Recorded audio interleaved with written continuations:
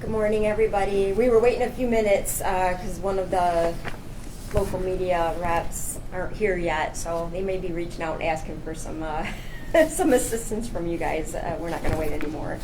So first thing I want to do is welcome all of you guys. I want to thank the Hammack family for being here today and taking the time to meet with us this morning. We have Terry and Tina here. We're sisters.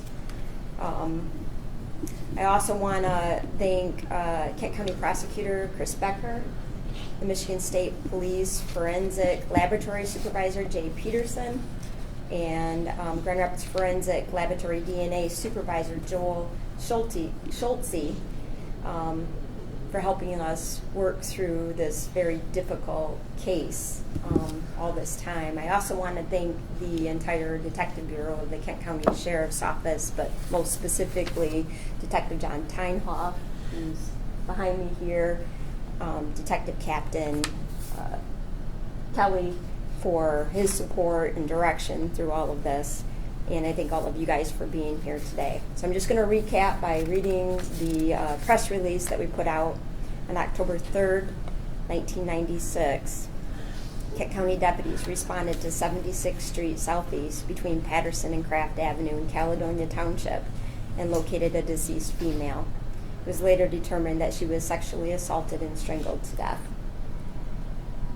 Last week, Kent County Sheriff's Office major case detectives arrested Gary Dean Artman, a 64-year-old Florida man, for the 1996 murder of Sharon Hammack. Artman was taken into custody in Mississippi and is awaiting extradition to Michigan. Kent County Sheriff's Office detectives, along with advancements in DNA testing, were able to further piece together evidence from the October 3rd, 1996 murder. After meeting with Kent County Prosecutor's Office, charges of homicide, open murder, homicide, felony murder, and criminal sexual conduct first degree were authorized. In the time in between, since 1990s, we have had various task force that have worked to try to resolve cold cases that, for whatever reason, technology or lack of witnesses or lack of resources, were not able to be solved when they first happened. You know, in our conversation this morning, I said we try to remember the pain that family suffers when there's a loss such as this. We remember the persons whose life was cut short and the impact they still had on their family, on their friends, on the people around them. That's why we continue to work cold cases to the best of our ability throughout all these years. So Sharon's case was never forgotten. Sharon's case was always worked, and it was worked by this entire team because she mattered to us, and I know she mattered to you. I do also want to point out we worked with a company, Identifiers International, which is a company that has advanced or worked with advanced DNA technology that allowed us to make further advancements in this case. And if you have any questions about that, there are representatives here from the lab that can talk to you more about that. So first I'm going to turn it over to Prosecutor Becker. And ma'am, could you identify the people left to right here for the sake of our photos, each person? Yeah, I'll let them go through. The Undersheriff Chuck DeWitt. Captain Jason Kelly. Detective John Teinhoff. Chris Becker. First Lieutenant Jay Peterson, the lab director. Joel Schultze, Michigan State Police DNA Supervisor. He's the one that's going to describe the technology, so I don't have to.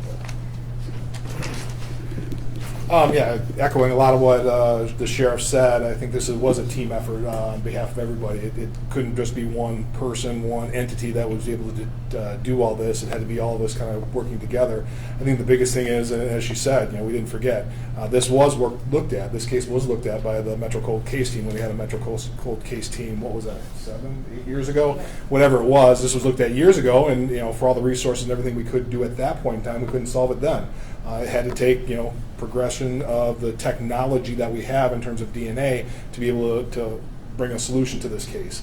I know most of you would like to know exactly what was that. Unfortunately, they're all bound by kind of the same rules of ethical conduct. We can't get into the specific details given that this is a pending case. This will all come out during the court proceedings that should take place. So we can talk in a little bit in general about some of the things, but we can't really get into the nitty-gritty details of exactly what led us down this road and exactly what changed. But this is something that we always work on. I think we just talked. There's at least 10 cases from the Kent County Sheriff's Department that are still outstanding, still cold cases. I know the city of Grand Rapids has a ballpark 85 cold cases. So this, maybe some of the stuff we find here may help some of those cases here in the county. They may help other cases across the country as well. So every time we do get a solved case where we get a match like this, it does help proceed investigations locally as well as potentially statewide or nationally. So it's always a good thing. It's a good thing for the family. Meeting with you and seeing the pain still after all these years, it does bring. It really helps. It gives hope, I think, to other families and other victims who are going through some of what you've gone through for the last 20 years. And I can't imagine that, and I'm so grateful that you're here and we could do something for you. So with that being said, I'm going to turn it over to Joel Schultze. He can talk to you a little bit more about the science, at least in general, and maybe hope for some answers there. Thanks, Chris. Good morning. Forensic genetic genealogy, or I'm just going to refer to it as FGG from here on out. It's been around for about several years and kind of used in its very basic form, but it really kind of became a phenomenon across the nation when the Golden State Killer out in California, they used FGG to solve that serial homicides out there about 3-4 years ago. FGG has been used in West Michigan. This is the second solved case. The other one was earlier this year from a 1987 homicide down in Niles. And last year, the Michigan State Police Forensic Science Division was granted a federal grant to start a FGG pilot program. And we do not have the technology of the Michigan State Police to do the DNA analysis that's needed for FGG, but what this pilot program is going to do is sending out cases, for cold cases for FGG analysis. And we're in the middle of that program right now. We've sent out a dozen criminal cases and unidentified human remains cases. That's FGG's uses that technology for unidentified human remains as well. And this case was identified well before this grant from last year by the Kent County Sheriff's Department, and the Michigan State Police prepped the sample and they sent that out to Identifinders, which is the same company that we used for the 1987 homicide out of Niles. So we hope this becomes commonplace. You read about it in the national news quite often. When you hear these cold cases, they're usually using FGG as the tip to provide the investigative lead. And the other thing we've learned over this past year in this pilot program, and Chris touched on it, is that any FGG case using FGG, it has to be a team effort. And that's with the laboratory, the investigating agency, and the prosecuting attorney. So I'd really like to thank Kent County Sheriff's Department and the Kent County Prosecuting Office working together, because there's some unique challenges with FGG cases, and everybody needs to really kind of be on board and assisting along whatever their specialty is. Thank you. Can you talk about some of the unique challenges that come with this type of investigation with FGG? It's just as it is with a CODIS hit for the combined DNA indexing system that's been around for 25 years. It only provides an investigative lead. So it's really when that name comes out of the FGG report that the investigation almost begins again. And they still need to do their investigative work and see if this individual, that name, there's other circumstances that around that crime that person would be in the state, not in prison or something like that. So that's really the challenge. It's a different mindset, the FGG, as opposed to the DNA analysis that Michigan State Police uses and puts it into CODIS. It's just a different kind of search that's relatively new, and it's even taken me a couple of years to really understand exactly how it all works.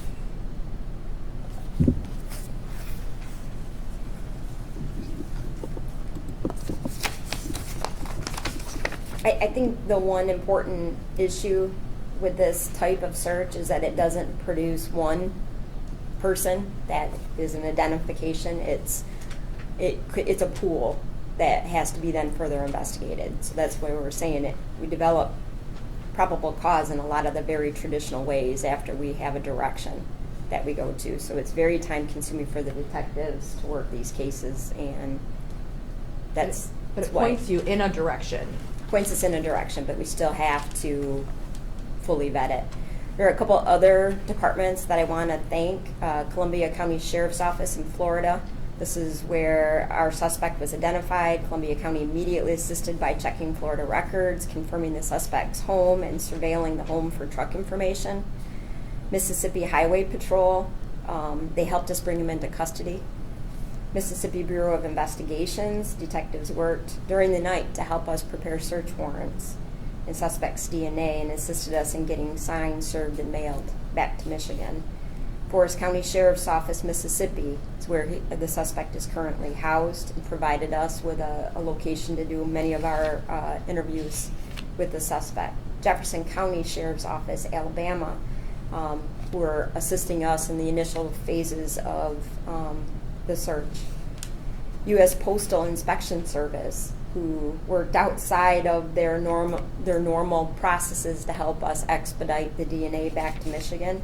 The Kent County Prosecutor's Office, who assisted with case review, planning, and charging. And again, this is not your run-of-the-mill case, so many of these processes were outside of all of their normal processes.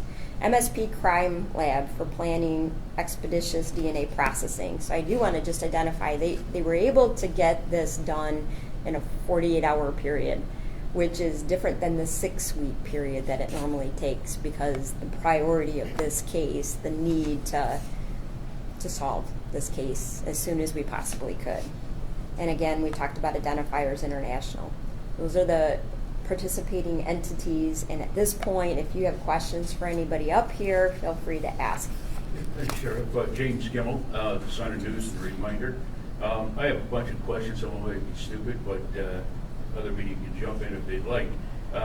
Walk us back here. Who found her body, and how long after the crime? So I'm going to let the detective, who's giving me the very wide-eyed look right now, talk about any case details that we can discuss. You want to come up here, John? Sure will. And if you'd identify again, just so we have an understanding of the back. I'm Detective John Teinhoff, Kent County Sheriff's Office. Okay, so, yeah, who found her body and how long after the crime? From what I understand, some passerbys found her body on the side of 76th Street in Craft in the early morning hours of October 3rd, 1996. How was the arrest made? Yeah, when they actually took him into custody, where was that? How did that come about? I wasn't there, but what I understand is it was a traffic stop with the Mississippi police agencies, and he was taken into custody with no incident. Was he driving a truck at that time when he was taken into custody? Was he driving for work? Yes, he was pulled over in a commercial vehicle. Can you tell us who he was driving for? No, I cannot. But is he being investigated for possible other crimes? I mean, could he have committed other similar heinous acts? Those cases are still, there's a lot of cases we have to look at here. They're open, so we can't comment publicly on the cases at this time. Did That would be the normal case, though. Once somebody's been identified Yeah. as participating in a crime like this, the next thing that we're going to do is work cooperatively to vet this as being a viable suspect for other cases. Well, So you can't say anything about the other dozen or so No. women we're talking about, because I'm already getting calls from relatives of those women wondering if he's responsible and if you're looking at that. So I would say we have a number of cases that are open, like the prosecutor commented on, both Kent County. Can you do that again? Yeah, we have a number of cases that are open that we continue to investigate as the Kent County Sheriff's Office. Countywide, there are more cases that are open, another 85 to 95, I'm not really sure of the exact number. So those will be obviously the first ones, but because of his ability to traverse many states due to his type of occupation, it's certain that it wouldn't be just excluded to Michigan, that we should consider him as a possible candidate. So they'll reach out to other organizations who might have open cases. We'll certainly vet the ones here in Kent County. We'll vet others that might be in Michigan. And again, I don't have a known number or specific cases that I can give you right now. If you are receiving calls, certainly refer them to our detective bureau and make sure that if there's cases out there that they are being examined if they are similar in nature. What's that phone number? 616-632-6125. Did Ortman and Hammack know each other, or was this random? I can't get in any of those case details. I guess could you kind of just better explain, like, what was he doing in Mississippi? Like, So from he is Florida to a truck Mississippi? driver. Okay. And he He's- was just stopped there? Yes. So between the time like that you knew that you had him to his actual arrest, what was the time period there? Just days, weeks? I Okay. can't comment on that. Oh. You may have said this, but her age at the time? I didn't say it, and I don't think I know it. She was 29. 29, okay. Thank you. And then at the time of the crime, was he considered a Florida man, or was he residing up here? I can't get into any Okay. of those case details. Okay. So no timeline at all in terms of when he. We don't have when he any of that ran this? information available right now. I don't When know. he'll be brought up here, you don't know? So there's a legal process when you're taken into custody out of state. There's an extradition process. We don't have it firm whether or not he's going to fight extradition or not fight extradition. It will vary dramatically based on what that legal decision on his defense is. So I can't confirm. I will say we will send out an update when he is brought back to Michigan. When he gets here, he'll be brought to the Kent County Sheriff's Jail here on this site and held until the case comes to fruition. So we know he served time in Michigan in the 80s, I think. Yeah, I don't have the exact incarceration times, but he did serve on a previous case in Michigan. Can anybody tell me if he has other convictions from other states? I don't believe he does. How about the victim? Was she married, have children? She had 2 children and she was pregnant with the third. She was pregnant with the third. When you talk about, you mentioned the Golden State case, so I want to go back to that. Those types of cases, they have a variety of controversy that surrounds them, but it's clear today how important this is to this family. Can you go into depth a little bit more about, what this is and why it's essential for families? Because people have said, oh, I don't want to do an Ancestry, DNA, or a 23andMe and have people, be able to find my family, but it's clear that it helps in these types of cases. Yeah, so the process would be if you, and this is what's different than our normal state police or government laboratory type of DNA profile that's generated, is these private FGG companies are developing a sequence. So without getting too technical, they're basically looking at each base pair of the DNA, and they're looking for single nucleotide polymorphisms, which are a little bit changes, and you're going to share those with the relatives. So if I were to send my DNA into Ancestry&Me or Family Tree or whatever it may be, there is on the consent form, a box you can check that says, I will make this available for law enforcement. So any of those profiles that they're using, they have had consent from the person that's been sending those in. And then once they develop that profile from the evidence, there's a search and a rank comes back of numbers, and the higher the number, the closer that relative is to you. So let's say if I sent mine in and I had either a parent or a child that had done that crime, that number would be sky high. Typically, I've never heard of that happening, but they'll get a cousin or a uncle, and they can actually, what's different between CODIS, as the sheriff alluded to, is that if you get a hit in CODIS, it's a single person or their identical twin. That's the only people that it could be. In FGG, what they do is they find these 2 high-ranked ones, and they can go out as far as third cousins once removed.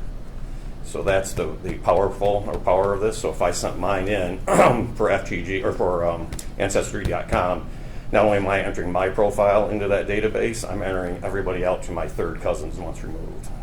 So it's like I might be entering 150 people. And then what they do is they build the family trees back up from those relatives that they found, and then you build it back down to the evidence. And that's why sometimes it can come back to a family of names or a family of, and if the DNA is from a male, then we know it could be only these brothers or sons and fathers, that sort of thing. So that's how it's a little bit different, and it needs the investigative work that the sheriff referred to. We hear the term serial killer all the time, right? Can anybody say anything about whether that has come up in this case in any way, shape, or form? We have a guy who's driving a truck across the country for I don't know how many years. Well, I'm not going to use that term because that's, right now we've got this case, and that's the case we're going to. And as the sheriff said, we're going to share it with, not only our law enforcement partners here, but we'll share it with law enforcement partners across the state and across the country. So that'll be determined later on, but right now we're focusing on this case and this family, and we can say we're confident we believe we've solved this case, and we'll see what it develops as we share this material with other law enforcement agencies. I know there was a case in Arkansas, I believe Little Rock, where a woman's body was found in the field. It's not too far away. I don't know if you're exploring that possible connection there. It's, I guess, you could probably do it better, but, we share it. It's not like we hold it and hoard it, so anybody, there's missing people, missing, bodies, or whether it be women or males all across the country, and so every time one of these cases breaks, could this be our person, and they'll, the law enforcement may reach out to them, or law enforcement here will, kind of share with them. So there could be a ton of cases. This could be the only one. It just remains to be seen. So, is he in CODIS already? He's not. Okay. He's not. Still So not that at is the point that takes. right. So when he gets brought back to Michigan, that's one of the things that we'll do initially when he becomes incarcerated. So that usually is a launching point, if you will, for the further investigations, because if there's a sample that's registered that matches, obviously that will begin another case. And I do think it's important to understand that as a Kent County Sheriff's Department, the only cases we have jurisdiction for are in Kent County. Same thing with the Kent County Prosecutor's Office. So we don't investigate cases outside of our jurisdiction. We give information to the agencies within those jurisdictions, and they investigate it. So just like we have a list of 10 cases that are either missing or known homicides that we have investigated over the last 30 years, every opportunity we had, many agencies have that same list for their organizations, that they'll see this in the news, they'll get a reach out from the Kent County Sheriff's Office that said we had a hit with this person, this is the case that we had, and they'll begin the review process at their organization. Michigan State Police, same thing. They'll begin the review of all these cases that they've been waiting for advancements to resolve. But it's an individual jurisdiction's responsibility, and obviously they have the most knowledge about the case. So they're going to know about the unknown, unidentified body in Arkansas that we wouldn't know about. I'm going to ask another question you don't have an answer for, but timeline for extradition, you're hoping later this month? I'm hoping soon, but that's based on him not wanting to go through the process to make us formally extradite him. We don't really know that answer yet. We're not going to know it until that process is done. If that were waived, it could be as early as a couple weeks, but it could be as long as 3 months if there's the full process in place. So again, I really can't just answer it. Is there a way he can dodge this at all? Can he just remain down there No. and keep delaying the process? Okay. Can you talk about how the cultural shift since the 90s has played a part in this? For example, women who are people who struggled with addiction 26 years ago perhaps were a target for people who wanted to hurt them. And now it's taken 26 years to kind of change that. I don't know, Michelle, if that's something that you can comment on. That is still a thing today that we struggle with. We've started a human trafficking unit here at the Sheriff's Office, and we work in conjunction with the prosecutors on that as well. Because many of the individuals who are victimized in multiple ways and are struggling in multiple ways. And so finding ways to help them before they're met with violence, before they've basically had diminished life because of these events. That's what we are hoping to do with our human trafficking unit, is to discover the person in need, get them the resources that they need, and support them in their life, as opposed to investigating cold cases 30 years later. So, but we have to do both. We do have the cold cases that are here right now, and we also have human beings that are living through these circumstances today that we have to work together to help. Which one of you is Tina? I'm Tina. On the left, okay. Yeah.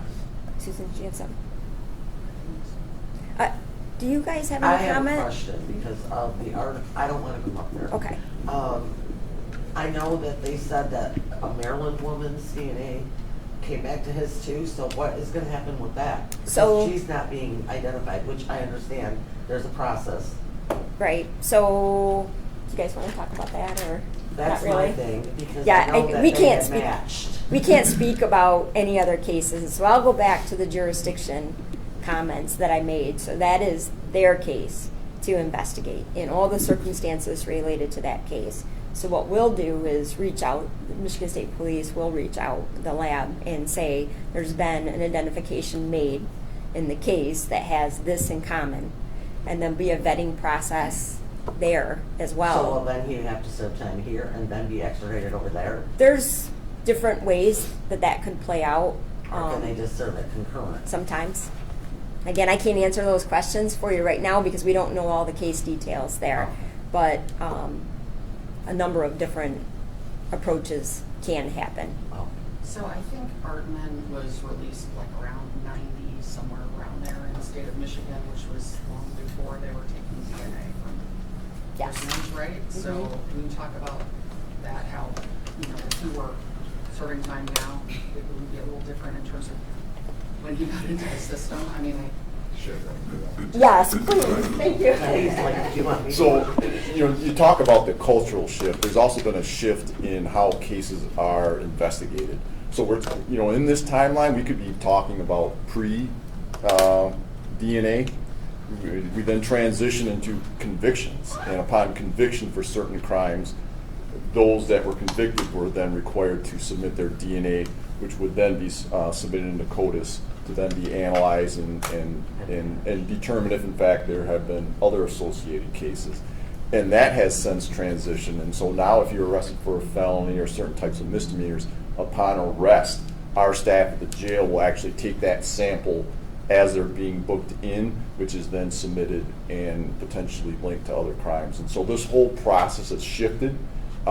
Society has recognized the importance in trying to identify and establish whether that person was responsible for additional crimes. And so law enforcement has absolutely been benefited. The victims and the victims' families have absolutely been benefited from this technology shift.